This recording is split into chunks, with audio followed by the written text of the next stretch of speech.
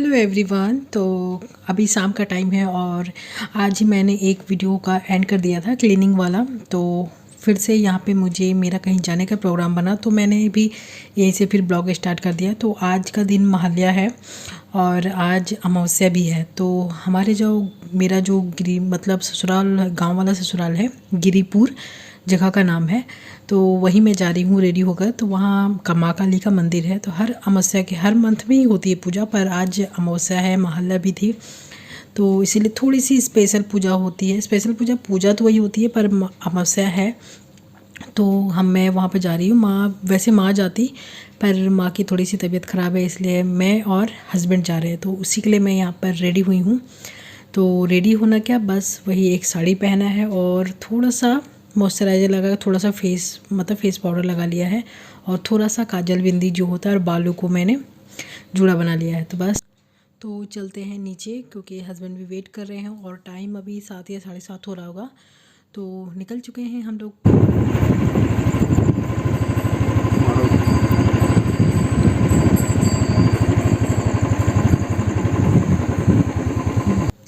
तो यहाँ देखिए मैं पहुँच भी चुकी हूँ और आप भीड़ देख सकते हो। सामने काली मंदिर है जहाँ लाइट जल रही है और यहाँ बाहर चारों तरफ बहुत भीड़ है। 5-7 मिनट लगते हैं आने में। तो मैं आ चुकी हूँ। तो मैं पूजा तो ऐसे हो ही चुकी है।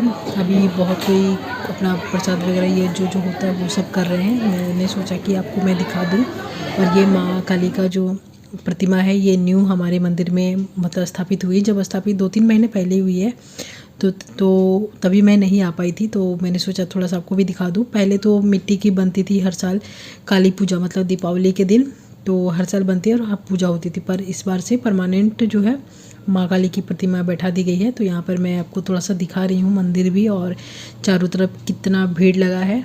तो बस उसके बाद हम लोग आ गए प्रसाद खाने के लिए, क्योंकि भीड़ बहुत ज़्यादा है और पूजा भी हो गई थी, तो प्रसाद खाने का भी टाइम हो चुका है। तो यहाँ पर देख सकते हो आप कितने भीड़ है और कितने सारे लोग आए हैं।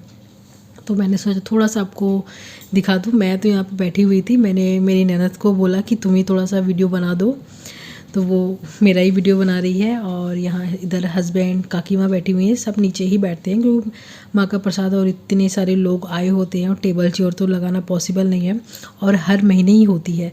मैं बहुत कम ही आती हूँ, कभी कभी आती हूँ। तो यहाँ पर हम लोग बैठ गए हैं अपने प्रसाद खाने के इंतज़ार में कि कब प्रसाद आएगा, क्योंकि बहुत लंबी लाइन है तो थोड़ा सा टाइम लगेगा।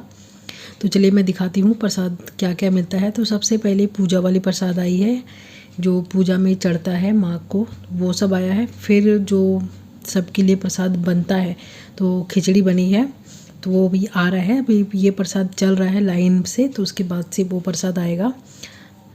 तो यहाँ देखिए प्रसाद आ चुकी है और गर्मा गर्म खिचड़ी है। मुझे तो गर्मा गर्म खिचड़ी बहुत खाना पसंद है, और पूजा का प्रसाद हो तो और भी टेस्टी लगता है। तो यहाँ पे खिचड़ी आई है, उसके बाद सब्जी आई, और फिर चटनी है जो बिल्कुल ख़त्म हो चुकी थी क्योंकि भीड़ बहुत ज़्यादा थी।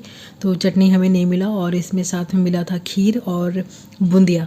तो वो हम लोगों ने खा लिया और अब मैं निकल चुकी हूँ, क्योंकि मैं ज़्यादा देर रही नहीं और भीड़ बहुत ही ज़्यादा थी। रास्ते में देख सकते हो गाड़ी मतलब निकालने के लिए बहुत टाइम लगा कि हम लोग धीरे धीरे निकले। मैं थोड़ा सा रही, 5-7 मिनट रही, फिर मैं आ गई घर।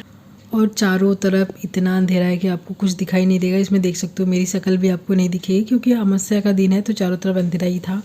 तो अब मैं घर आ चुकी हूँ। और प्रसाद खा लिया। तो बहुत ही टेस्टी लगता है प्रसाद खाने में ही, भगवान जी का कोई भी प्रसाद बहुत ही टेस्टी लगता है खाने में। तो बस अब रात के 9 बज चुके हैं। तो ये ब्लॉग अब कल कंटिन्यू करती हूँ, आज के लिए रहने देते हैं, बाय बाय। हेलो एवरीवन, कैसे हो आप सब। तो आज ये ब्लॉग कल के ब्लॉग से स्टार्ट हो रहा है। कल रात में थोड़ा सा ही ब्लॉग बनाया था मैंने, तो कल बोला भी था कि अब कल ही मिलेंगे।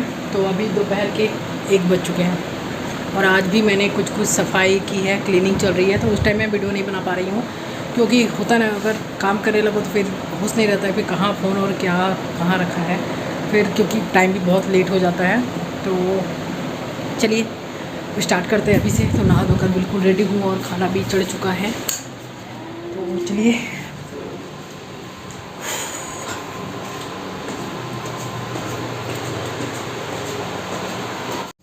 तो यहाँ देखिए खाने में क्या बन रहा है, चौचौड़ी, और मैं चावल वगैरह सब मतलब चढ़ा कर गई थी जब ऊपर गई थी कंघी वगैरह करने के लिए।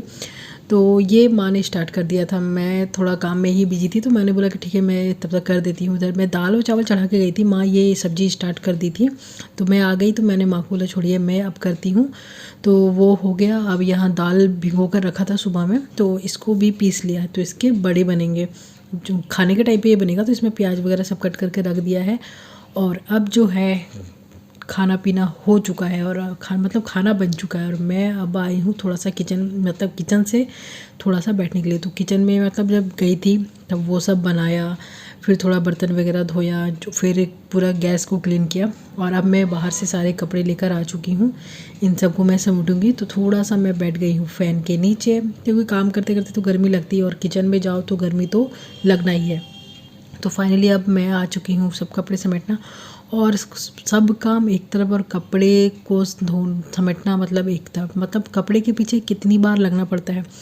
दूसरे कभी काम हो तो किचन में जाओ एक बार में निकल जाओ, हो गया काम ख़त्म। पर ये कपड़े जो है इनके पीछे बहुत टाइम देना पड़ता है।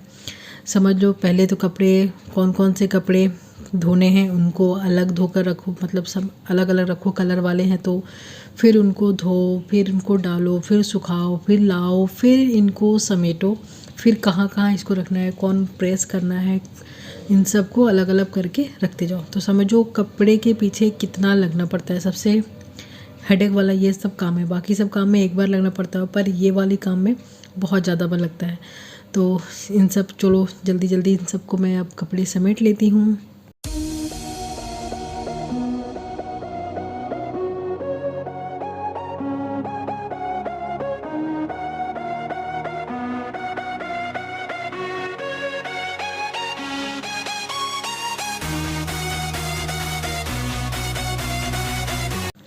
तो अब हो चुकी है शाम, तो कुछ कपड़े बाहर में थे तो मैं यहाँ लेने आई थी। तो मैं यहाँ आपको दिखा रही थी जैसे घर के क्लीनिंग हो रही है, घर के बाहर भी हमारे यहाँ क्लीनिंग स्टार्ट हो गई है, मतलब साफ़ सफाई।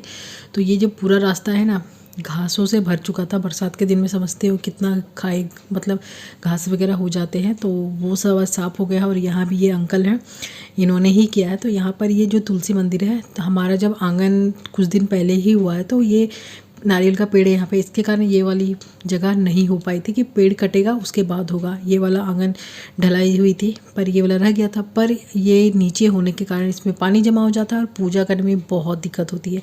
इसके कारण इसको भी थोड़ा टेम्प्रेरी अभी ठीक किया जा रहा है। तो आज का ब्लॉग यहीं पे एंड करती हूँ। छोटा सा ब्लॉग है, आई होप आपको पसंद आएगा। Bye bye.